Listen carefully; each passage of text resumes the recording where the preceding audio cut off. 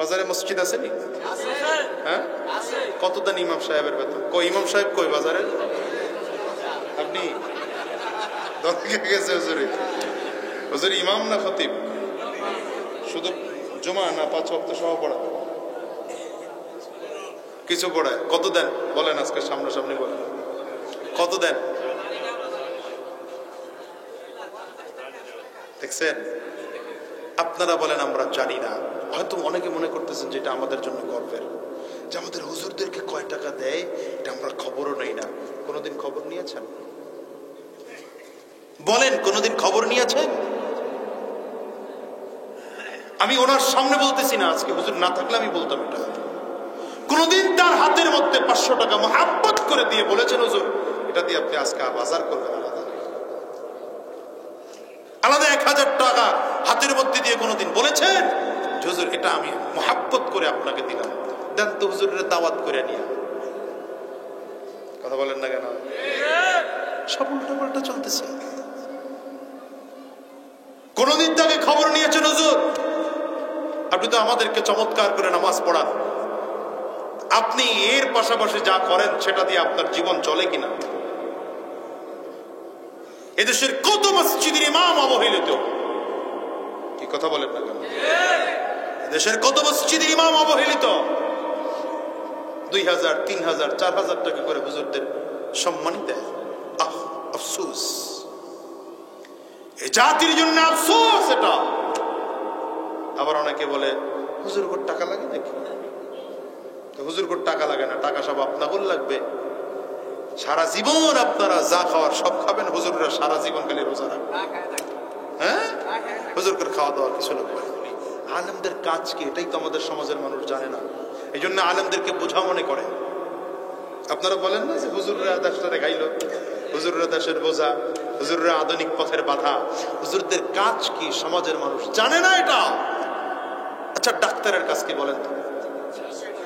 ডাক্তারের ভিজিট দেন কেন? কেন দেন? রিপোর্ট দেখাইতে গিয়ে আবার টাকা দেন কেন? প্রথম 1500 দিয়েছেন, যেদিন রিপোর্ট দেখাবেন আরো 1000। আমার কথা হয় না? আপনি মসজিদের ইমামরা একা বলেন কেন হুজুরকে বেতন লাগেনি? এই জন্য বলি কাজ বুঝেন আগে। আলেমের কাজ কি বলেন? একজন ডাক্তারের কাজ কি বলেন? বলেন না, বলেন না, বলেন না। একজন ডাক্তারের কাজ হচ্ছে সমাজের মানুষ যখন অসুস্থ হয় এ মানুষের চিকিৎসা করা, ঠিক কিনা বলেন? ডাক্তার তার প্রফেশনের বিনিময় খায় না খায় না? কথা বলেন না কেন? খায় না খায় না? আপনারা টাকা দেন না দেন না? ইঞ্জিনিয়ার সাহেবের কাজ কি? ইঞ্জিনিয়ার সাহেবের কাজ হচ্ছে রাস্তা কাজ করবেন, বিল্ডিং এর কাজ করবেন, ব্রিজ করবেন, কালভার্ট করবেন, সেটার প্ল্যানিং দিবে। রাস্তা কেমন করে করবেন, কত সিসি ঢালাই দিবেন, রড কত দিবেন, প্ল্যানিং কেমন করবেন, পিলার কয়টা দিবেন, ছাদের কেমন দিবেন। কি কথা বলে না? হ্যাঁ। অ্যাডভোকেট সাহেবের কাজ কি? আইনজীবীর কাজ কি? কাজ হচ্ছে এদেশের মানুষ যখন কোনোভাবে আইনি জটিলতায় পড়ে যাবে তাকে আইন দিয়ে সহযোগিতা করা। সমাজের মানুষ কেউ তো কোনোদিন ডাক্তারকে বোঝা বলে নাই, অ্যাডভোকেটকে বোঝা বলে নাই, ইঞ্জিনিয়ারকে বোঝা বলে নাই, আলেমদেরকে বোঝা বলে কেন? সমাজের মানুষ আলেম সম্পর্কে জানে না। আলেমদের কাজই হচ্ছে এটা, আপনাকে দ্বীনের পথে চলানোর রাস্তা দেখাবে। আলেমদের কাজই হচ্ছে এটা। আপনি ব্যবসা করবেন, চাকরি করবেন, খাত খামার করবেন, যেখানে আপনার ভুল হবে ভুলটা আলেম ধরিয়ে দিবে। কিন্তু এখন ভুল ধরাইয়া দিলে জেলে ঢুকায় দেয়। ভুল ধরাইয়া দিলে কি হয়? কথা হয় না তো? আল্লামা মামুনুল হক সাহেব ভুল ধরাইয়া দিছে, আপনি বাইরে থাকেন না, জেলে যান। এত আস্তে জোরে বলেন না কেন? মুফতি সৈয়দ ফয়জুল করিম শাইখ জার্মানি ভুল ধরায় দিছেন। এখন পাবলিক কয় তাইলে এই যে তার ব্যাংক অ্যাকাউন্ট তলব করা। সমাজের প্রত্যেকটা মানুষের কাজ ছিল, সে যখন আইনি জটিলতায় চলে যায় সে অ্যাডভোকেটের কাছে যায়। বাড়ি করবে, রাস্তা করবে, ঘাট করবে, ব্রিজ কারবার করবে, সে ইঞ্জিনিয়ারের কাছে যায়। অসুস্থ হলে ডাক্তারের কাছে যায়। আরে দ্বীন শিখার জন্য কয়দিন আলেমের কাছে গিয়েছেন বলেন? বরঞ্চ আপনি আলেমের সমালোচনা করেন, আপনি আলেমকে দেশদ্রোহী বানান। আপনার যে উচিত ছিল মেম্বার হয়েছেন, আলেমের কাছ থেকে পরামর্শ নেবেন, হুজুর আমার মেম্বারিটা কেমন করে চালাবো। চেয়ারম্যান হয়েছেন, আলেমের সাথে পরামর্শ করে বলবেন, হুজুর আমার চেয়ারম্যান এটা কেমন করে চালাবো। এমপি হয়েছেন, আপনি আলেমের সাথে পরামর্শ করবেন কেমন করে আমার এই আসনটা চালাবো। প্রধানমন্ত্রী হয়েছেন, আপনার উচিত আলেমদের কাছ থেকে শিক্ষা গ্রহণ করে করে তারপরে তাদের পরামর্শ অনুযায়ী দেশ চালানো। আয়াস করে বলেন ঠিক না বেটি? করতেছি উল্টা, করতেছি উল্টা। ডাক্তার সাহেব যদি আপনার চেহারার দিকে তাকিয়ে বলে, ভাই আপনার চেহারা তো ভালো মনে হচ্ছে না, আপনার তো শরীরে রোগ ধরেছে, আপনি তাড়াতাড়ি ডাক্তার দেখান, ডাক্তারের উল্টা থাপ্পড় দিবেন কি কোন? হ্যাঁ, উল্টা থাপ্পড় দিবেন, কবেন না জেলে ঢুক বেটা, তুই আমার বিরুদ্ধে কথা বস। আরে সমাজের মানুষ বুঝলোই না এটা।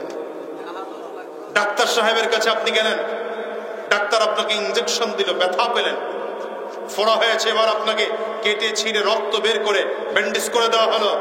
কই কোনোদিন তো আপনি ডাক্তারকে থাপ্পড় দেন না, ডাক্তারকে জেলে ঢুকান না কেন? আপনি বুঝতেছেন যে না, ডাক্তার কাটলে ছিঁড়লেও সে আমার উপকারের জন্য কাজ করতেছে। আপনি এটা কেন বুঝেন না?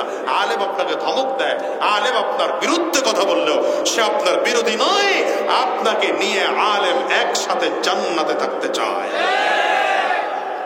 তাই মুরব্বী আমার হাত ধরে কয়, আপনার মতো লোকরে যে নির্বাচনে দাঁড় করাইছে তার জন্য আমি তাহাজ্জুদের নামাজ পড়ে বদ্ধ। কি করবে? আমি তখন কিছু বলি নাই, কারণ মুরব্বী মানুষ কোন দিক থেকে কোনটা বলে ফেলবো, কোনটা কোন বেয়াদবি হবে। আমি নিরিবিলি চলে আসছি। বিগত 2-3 বছর, 2 বছর আগে দেখা, মানে তখন আমার চেয়ারম্যানের 1-2 বছর চলে গেছে। আমি জিজ্ঞেস করলাম, বাবা এখন কি মনে হয়? কারণ এখন তো ভালো মনে হইতেছে। আর তখন যে কইলেন কয়েন, তখন বুঝি নেই। কি করে নাই? শুরুর দিকে একটা প্রচলিত কথা ছিল, উনি হুজুর মানুষ, বিচার সালিশি কেমনে করবে? বিচার সালিশি কেমনে করবে হুজুর মানুষ? আমি তখন শুনতাম, কিছু উত্তর দিতাম না, মনে মনে খালি ভাবতাম, বেটা জীবন ভর লেখাপড়া করলামই তো বিচার সালিশি কেমনে করতে হয় এইটা নিয়া। কি কথা বল? যে আপনাদের হুজুর আছেন এখানে, ফিকহের যত মাসআলা সবই বিচার আচার নিয়েই মিয়া মাসআলা। কি কথা বল? বেহেশতি জিউর থেকে আরম্ভ করে হিদায়াত পর্যন্ত যত মাসআলা পড়লামই তো এগুলা। আমরা লেখাপড়া কইরা এরপরে বিচার সালিশি করতে পারবো না। বিচার সালিশি করতে পারবে কেডা? ওই যে চোর, যে 10,000 টাকা খাইয়া 5,000 বিচার ওইদিকে লয়ে যায়। কি কথা বল না? এখনকার অবস্থা তো এমন, এই দলও আসে ওই দলও আসে, এই দল দিয়ে গেছে 5, ওই দল দিয়ে গেছে 10। কি কথা কয় না? তো 5 ওয়ালা বিচার সালিশি করতে গিয়ে কয়, চেয়ারম্যান সাহেব 5-এর দিকে একটু তাকায়েন। মানে পাবলিক রে বুঝাইছে পিছন দিকে তাকায়েন, মানে বইছে পিছনে। তো চেয়ারম্যান সাহেব বললে পরে ডান দিকে 10 ওয়ালা বয়ে রয়েছে, চোখ গরম দিয়ে কয়, হিসাব রাখেন কিন্তু। দেখো 5-এর দিকে তো তাকাইতে যায়, কিন্তু কি করবো, 10-এ টানে। এগুলা বিচার, এগুলা বিচার। নবীজির যুগে বিচারের জায়গা ছিল মসজিদ। কোথায় বলেন না কেন? কোথায়? ইমাম হলেন বিচারক। যেই দিন সমাজ থেকে মসজিদে বিচার হওয়া বন্ধ হয়ে গেছে, সেই দিন থেকে আর হক বিচার হয় না। কথা বলেন না কেন? যেই দিন মসজিদের ইমাম বিচারপতি হওয়া বন্ধ হয়ে গিয়েছে, সেই দিন থেকে আর সত্য বিচার হয় না। ওই দিন থেকে সব চিটেই আর বাটপাড়ি আর বদমাশি বিচার চলে। এই জন্য আমি মাঝে মাঝে চালাকি করি। আমার নামাজের টাইম হইলে, ধরেন আসরের পরে কোথাও এক জায়গায় বিচার সালিশি দিছি, তো মসজিদে গিয়ে আসরের নামাজ পড়ে কই, আজকে মসজিদে বসে পড়ি। তো 4-5 জন একসাথে কয়, না হুজুর, না হুজুর যে এত জোরে বলে, তাতে মনে হয় যেন কি এক বিপদ। তখন বাদীও কয় না হুজুর, বিবাদীও কয় না হুজুর, সালিশদাররাও কয় না হুজুর। তার মানে হলো মসজিদের মধ্যে ঢুকলে তো মিথ্যা সাক্ষ্যও দেওয়া যাবে না, মিথ্যা উপস্থাপনও করা যাবে না। ওই দিকে না। হাসতেছেন আপনারা? জাতি ধ্বংস হয়ে গেছে, জাতি ধ্বংস হয়ে গেছে। আরে মিয়া, মসজিদের মেম্বারটা শুধু জুমার দিনে খুতবা দেওয়ার জন্য বানানো হয় নাই। মসজিদের মেম্বারটা বানানো হয়েছে প্রতিদিন ওখানে ইমাম বসবে। ইমাম বসে বসে প্রতিদিন তার হিসাব নিকাশ নিবে, মুসল্লিদের কাছ থেকে হিসাব নিবে, কার সাথে কোন সমস্যা, কার কোন ভেজাল, কার কোন অসুবিধা। এগুলো ওনার টাইম নেই তো। হুজুরই খুব ভয়ে থাকে, কারণ সুদের বিরুদ্ধে ওয়াজ করলে সভাপতি যদি রাগ করে ফেলায়, ঘুষের বিরুদ্ধে ওয়াজ করলে সেক্রেটারি রাগ করে ফেলায়।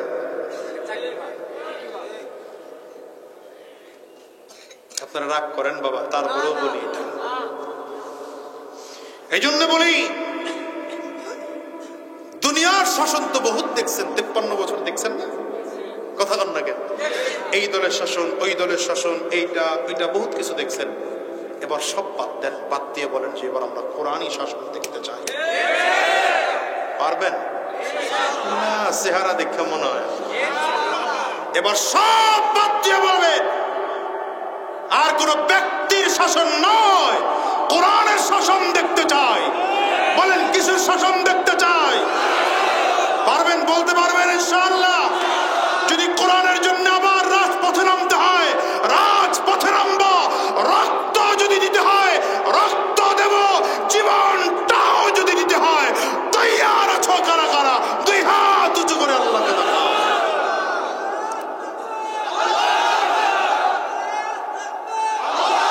আল্লাহ কবুল করেন, আমিন বলেন। জোরে জবান খুলে আমিন বলেন। কি লাভ?